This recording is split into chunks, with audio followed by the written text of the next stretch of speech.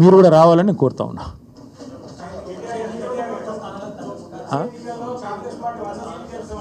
వందావని బోందా ఇంకో మీరో పిచ్చోళ్ళు వందనట. ఆయన సొంత కాన్స్టిట్యున్సీలనే ఇప్పుడు జెడ్పీటీసీలు గెలుతాడో లేదు పెట్టమని రాదు, ఎలక్షన్లు తెలుస్తుంది.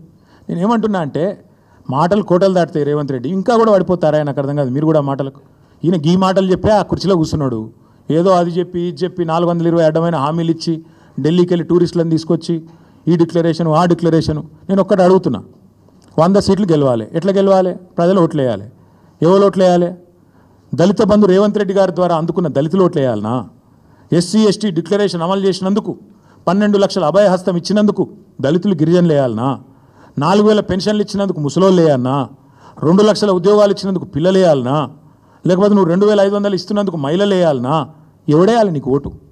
లేకపోతే నువ్వు ఎగ్గొట్టినందుకు రైతు బంధు రైతులు వేయాలనా? ఎవడేయాలి? ఎందుకు వేయాలి? ఏ వర్గం సంతోషంగా ఉంది? చచ్చిపోతున్న ఆటో డ్రైవర్లు వేయాలనా నీకు ఓట్లు? ఎవరు వేయాలి? ఏ వర్గం సంతోషంగా ఉంది తెలంగాణలో?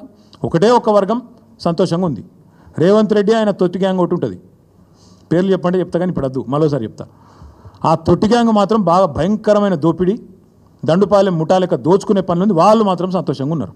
బిల్డర్లను గోకుడు, కాంట్రాక్టర్లను గీకుడు, ఆ పనిలో మాత్రం ఫుల్ ఉన్నారు, బిజీగా ఉన్నారు. నేను ఒక్కటి అడుగుతున్నా బ్రదర్, ఒక్క కొత్త స్కీమ్ అమలు కాదు, ఇచ్చిన ఒక్క మాట నెరవేరదు. కానీ ఇప్పుడు అప్పు, రాష్ట్ర ప్రభుత్వం యొక్క అప్పు 2 లక్షల కోట్లకు చేరుతుంది. ఏడబోతున్నాయి పైసలన్నీ? బడ్జెట్ కాకుండా 2 లక్షల కోట్ల అప్పు. రైతు బంధు రాదు, రుణమాఫీ సంపూర్ణంగా జరగదు, మహిళలకు 2500 రాదు, పెద్ద మనుషులకు పెన్షన్ 4000 రాదు, ఒక ఇల్లు కట్టింది లేదు, ఒక చెక్ డ్యామ్ కట్టింది లేదు, ఒక చెరువు తవ్వింది లేదు, ఒక ఇటుక పెట్టింది లేదు. ఏడబోతున్నాయి పైసలన్నీ?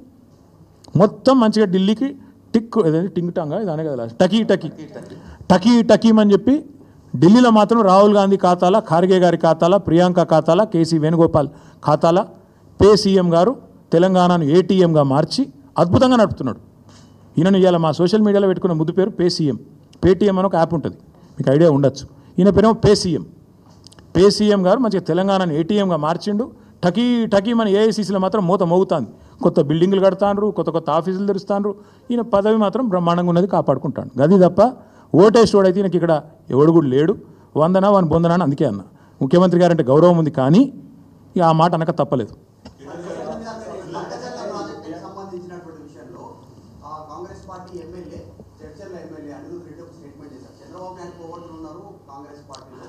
ఇక అస్సలైన కోవట్టే ముఖ్యమంత్రి బ్రదర్కి ఏం చెప్పాలి నీకు? అసలు సిసలైనోడే ముఖ్యమంత్రికి. అసలు కోవట్టు రాష్ట్రంలో నడుస్తున్నది ప్రజాపాలన కాదు, రాష్ట్రంలో నడుస్తున్నది కోవట్టు పాలన. చంద్రబాబు నాయుడు గారి కోవట్టు ఇవాళ రాష్ట్రాన్ని ఏలుతున్నాడు. ఇది వాస్తవం. తమ్ముడు ఆ ఎమ్మెల్యే గారిని నేను అభినందిస్తున్నా. వాస్తవం, కనీసం కాంగ్రెస్లో ఒక్కడన్నా నిజం చెప్తాడు మిగిలిండు. ఆ ఎమ్మెల్యే గారిని నేను అభినందిస్తున్నా. ఎందుకంటే కరెక్ట్ ఆయన చెప్పింది. రాష్ట్రంలో నడుస్తున్నది పక్కా కోవట్టు పాలన.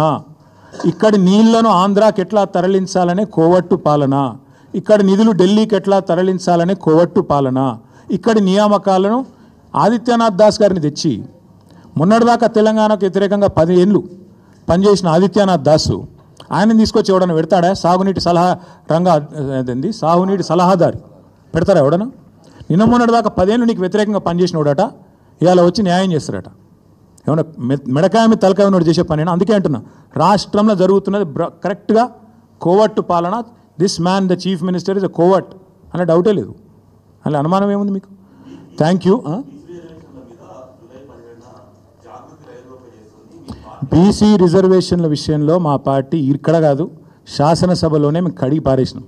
మా తలసాని శ్రీనివాస్ యాదవ్ గారు, అట్లాగే మా పార్టీ తరఫున మాట్లాడిన గంగుల కమలాకర్ గారు ఆ రోజే ప్రభుత్వాన్ని మేము చాలా స్పష్టంగా చెప్పినాం.